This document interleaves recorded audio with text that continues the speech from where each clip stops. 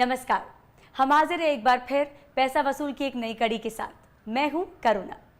आज के हमारे व्यय सेगमेंट में हम आपको मिलाएंगे मनोज जाजोरिया और उनके परिवार से, जो जूते चप्पल के रॉ मटेरियल्स का बिजनेस करके अपने परिवार का भरण पोषण कर रहे हैं। साथ ही उनकी वित्तीय समस्याओं पर लेंगे राय हमारे फाइनेंशियल एक्सपर्ट से। लेकिन उससे पहले आइए देखते हैं इस हफ्ते की कुछ खास खबरें। अब 10 साल से अधिक उम्र के नाबालिग अपने बैंक के बचत खातों का खुद परिचालन कर सकेंगे। इसके अलावा वे एटीएम और चेकबुक जैसी अन्य सुविधाओं का भी इस्तेमाल कर सकेंगे। रिजर्व बैंक ने वित्तीय समावेशी को बढ़ावा देने के लिए ये निर्देश जारी किए हैं। आरबीआई के एक और निर्देश के अनुसार अक्रिय बचत और चालू खातों पर मिनिमम बैलेंस बनाए न रखने पर अब जुर्माना नहीं भरना पड़ेगा। एक बैंक खाते को अक्रिय तब माना जाता है जब 2 वर्षों तक उस खाते में कोई ट्रांजैक्शंस ना हुए हों। संयुक्त राष्ट्र के खाद्य एजेंसी FAO के अनुसार चालू वर्ष अप्रैल में वार्षिक खाद्य कीमतों में कुल मिलाकर 1.6% की कमी आई है। इस दौरान डेयरी, चीनी और वनस्पति तेल लागतों में पिछले महीने के मुकाबले गिरावट दर्ज की गई है।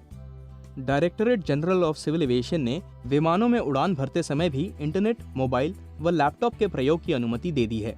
भारत में उड़ान भरते वक्त घरेलू और अंतर्राष्ट्रीय विमानों में इनके उपयोग पर प्रतिबंध था। DGCA के निर्देश के अनुसार अब फ्लाइट मोड पर इंटरनेट और वाईफाई का इस्तेमाल किया जा सकता है। यूरोपियन संघ ने मशहूर भारतीय आम अल्फोंसो सहित 4 सब्जियों के आयात पर 1 मई 2014 से अस्थायी रूप से पाबंदी लगा दी है। इन आमों पर लगे बैन से स्थानीय मार्केट में इनकी सप्लाई में इजाफा होगा, जिससे इनकी कीमतों में गिरावट आएगी और सीधा फायदा ग्राहकों को मिलेगा। संघ द्वारा प्रतिबंधित सब्जियों में बैंगन, अरबी, करेला और तोरई शामिल हैं। आइए चलते हैं हमारी संवाददाता रत्ना नायर के साथ मनोज के घर और मिलते हैं उनके परिजनों से। जूते चप्पल के रॉ मटेरियल्स का व्यापार करने वाले मनोज जाजोरिया अपने पिता के साथ अपने परिवार का आर्थिक भार संभाल रहे हैं।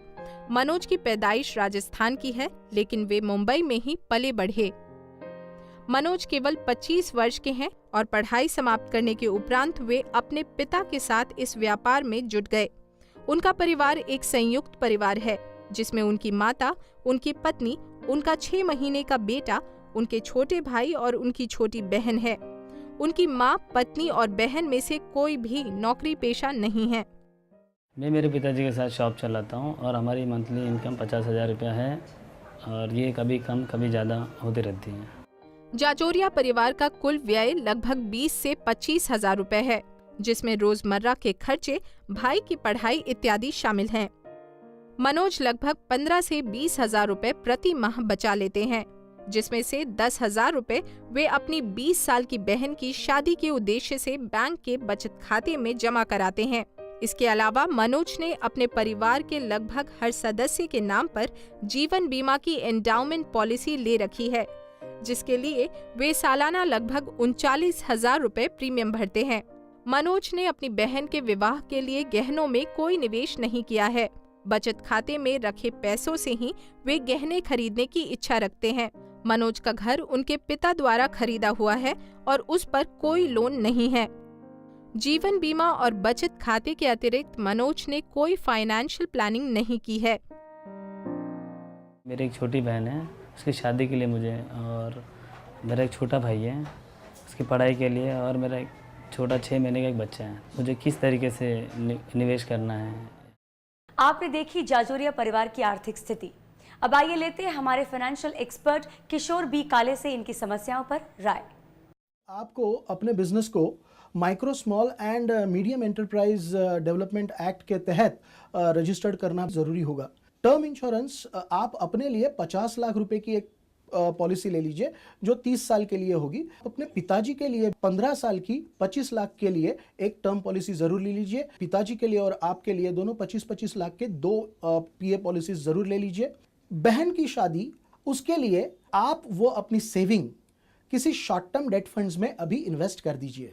आप करीब 8,000 रुपए की एक SIP ultra short term debt में शुरू कर दीजिए, जिससे आपको 8 से 9% तक का रिटर्न अपेक्षित आप कर सकते हैं। आपका बेटा अभी मात्र 6 महीने का है, उसके हायर एजुकेशंस का प्लानिंग आप अभी से शुरू कर दीजिए।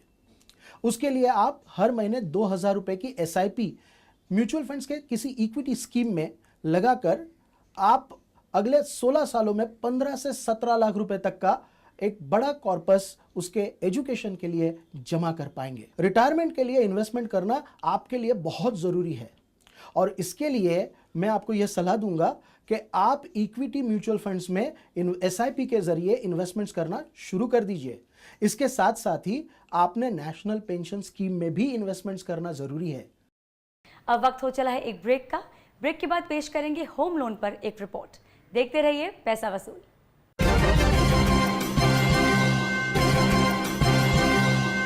BSc SME. Turn your small company into a big one.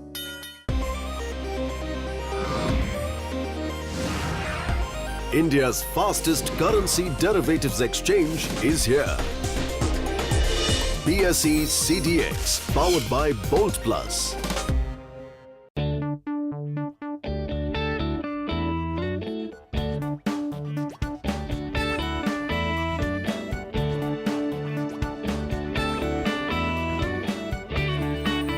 Get listed on the BSc SME platform and turn your small company into a big one.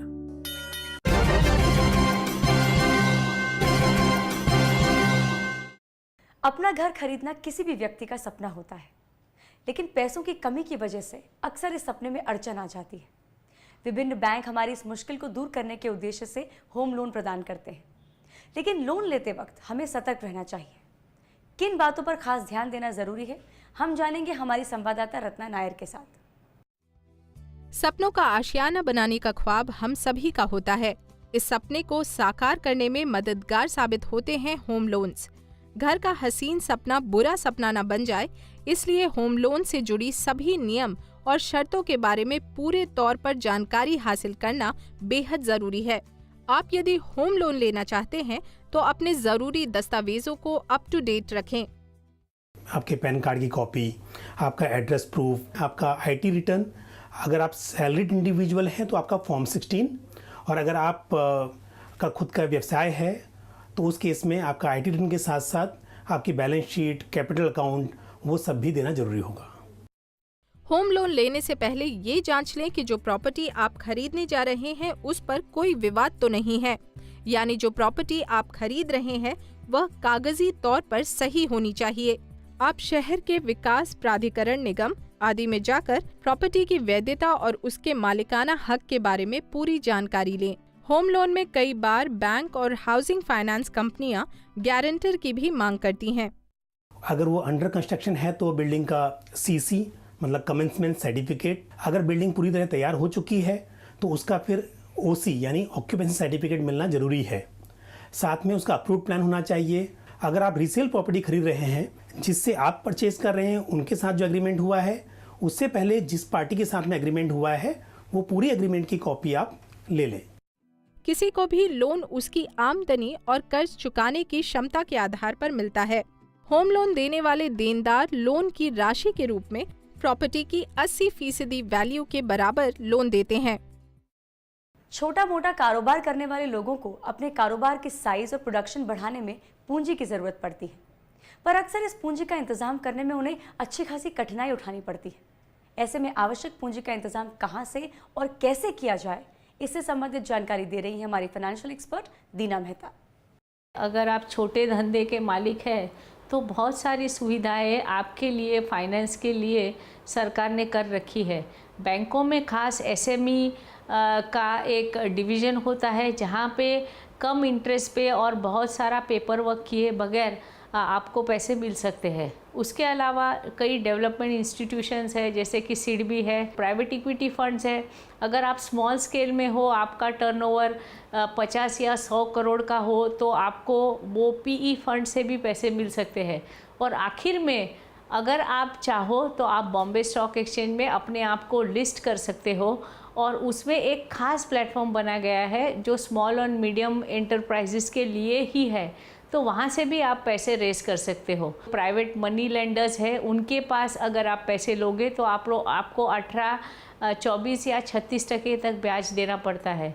तो उसके मुकाबले आपको 12, 13, 14% ब्याज में आपको अच्छे टर्म्स पे आपको पैसे बैंकिंग इंडस्ट्री से, फाइनेंशियल इंडस्ट्री से और एक्सचेंजेस से मिल सकते हैं। अब वक्त है एक ब्रेक का। ब्रेक के बाद मिलेंगे हमारे दूसरे सेगमेंट आय में एक ऐसे उद्यमी से जो कई लोगों के लिए जीती जागती मिसाल है। देखते रहिए पैसा वसूल।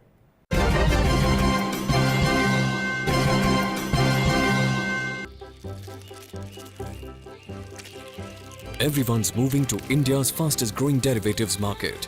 Have you started trading yet? S&P BSE Sensex, India's index, the world tracks. Sensex is sensational. Is the darling of everyone. I am Vallabh Bansali.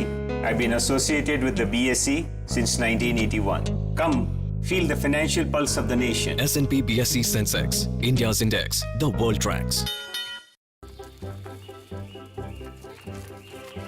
Everyone's moving to India's fastest growing derivatives market. Have you started trading yet? S&P BSE Sensex, India's index, the world tracks.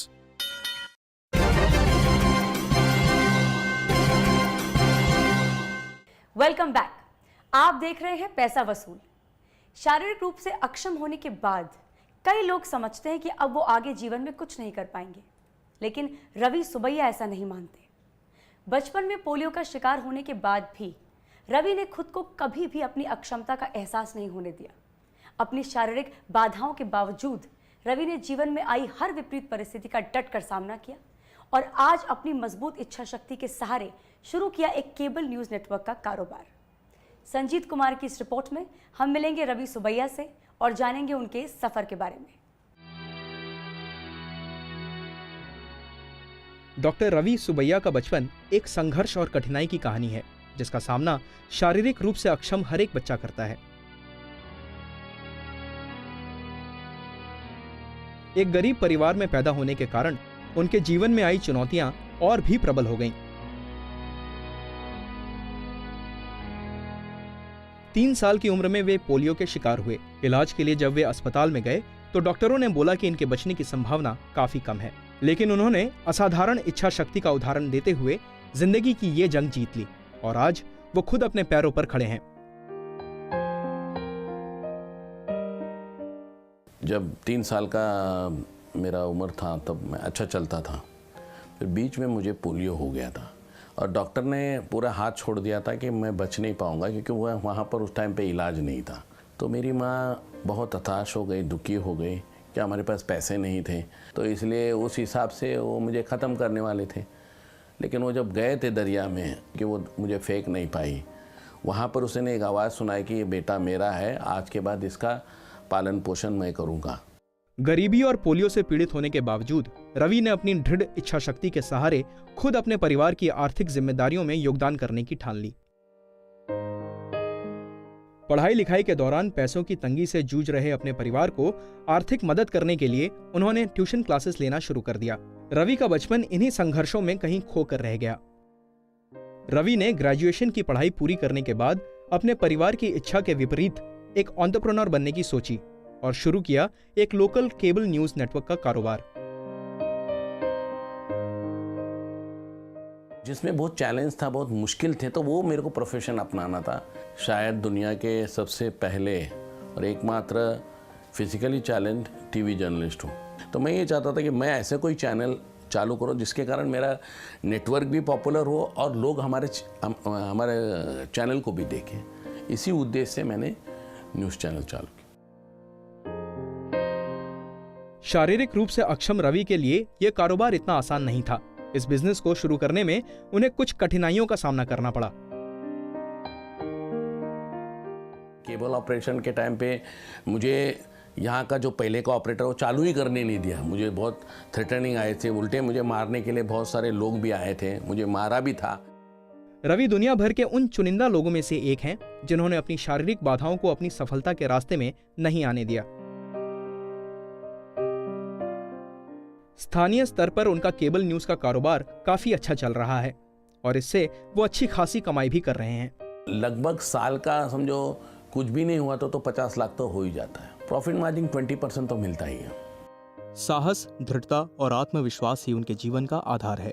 उनकी इसी लगन को देखते हुए उन्हें honorary doctorate की उपाधि से भी सम्मानित किया जा चुका है। अपनी जिंदगी की इस लड़ाई को प्रेरणा बना रवि एक एनजीओ द्वारा अपने जैसे हजारों शारीरिक बाधा से ग्रस्त लोगों की मदद भी कर रहे हैं। आइए लेते हैं एक छोटा सा ब्रेक के बाद देखिए हमारा तीसरा सेगमेंट संचय, जिसमें हम क्रेडिट कार्ड से जुड़ी कुछ महत्वपूर्ण बातों से आपको अवगत कराएंगे।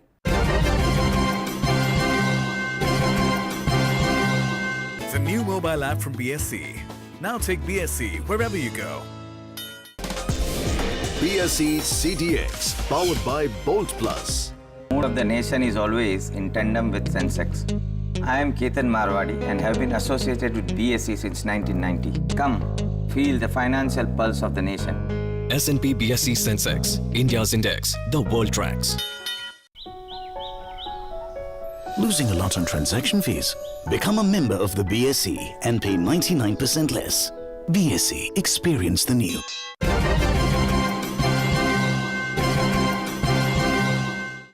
पिछले हफ्ते हमने आपको क्रेडिट कार्ड से जुड़े कुछ तथ्य दिखाए। इस हफ्ते भी हम क्रेडिट कार्ड्स के कुछ और शुल्क संबंधी पहलुओं पर नजर डालेंगे हमारी संवाददाता रत्ना नायर के साथ। क्रेडिट कार्ड कंपनियों द्वारा चार्ज की जाने वाली एक शुल्क है फॉरेन करेंसी कन्वर्जन फी। विदेश में अगर आप अपने क्रेडिट कार्ड का इस्तेमाल करते हैं तो 1 से 4% की करेंसी कन्वर्जन चार्ज लागू होती है। जो उस दिन की रेट है वो चार्ज नहीं होती है, उसके 1 दिन या 2 दिन बाद की रेट चार्ज होती है, लेकिन उसके ऊपर बैंकें जो हैं चार्ज लगाती हैं। 3 से 3.5% तक का चार्ज रहता है और उस पे सर्विस टैक्स लगता है, यानी करीबन 4% तक का चार्ज 240 से 245 रुपए आपको लग जाएंगे इस कन्वर्शन चार्ज का। इसके अतिरिक्त एक फॉरेन ट्रांजैक्शन चार्ज होती है जो स्थायी नहीं होती और बैंक्स अपने रेट्स निर्धारित करते हैं। इसके फलस्वरूप ये अनिवार्य है कि आप विदेश जाने से पहले इन चार्जेस के बारे में जांच लें अथवा अपने साथ नकद राशि रखें। अगर आप अपने क्रेडिट कार्ड्स के द्वारा कैश एडवांस यानी कैश विड्रॉ करने की सुविधा का उपयोग करते हैं तो इसके लिए आपसे इंटरेस्ट या प्रोसेसिंग फी चार्ज की जाती है जो आम इंटरेस्ट से अधिक होती है। ये 3 से 5% तक होती है और इसके भुगतान के लिए आपको कोई ग्रेस पीरियड नहीं मिलता है। अगर आप विदेश में इस सुविधा का लाभ उठाते हैं तो इंटरेस्ट की मात्रा और बढ़ जाती है। इसलिए इस सुविधा का उपयोग केवल आपातकालीन यानी इमरजेंसी में ही करें। 1875 में स्थापित बीएसई लिमिटेड एशिया का सबसे प्राचीनतम स्टॉक एक्सचेंज है। भारतीय पूंजी बाजार के विकास में इस एक्सचेंज की व्यापक भूमिका रही है। वैश्विक कीर्तिमान स्थापित कर सर्वोच्च स्टॉक एक्सचेंज के रूप में उभरने वाले इस एक्सचेंज के पास 140 साल के भव्य इतिहास की समृद्ध विरासत है। देखते हैं इसी पर एक रिपोर्ट। 1840 में 5-6 दोस्त एक वट वृक्ष के नीचे बैठकर शेयरों की खरीद बिक्री करते थे। वहीं से एसोसिएशन बनाने की रूपरेखा आकार में आई। उन दिनों में commercial bank, chartered bank, oriental bank और बैंक ऑफ बॉम्बे जैसे मुख्य बैंकों के स्टॉक जैसे शेयर ही उपलब्ध होते थे।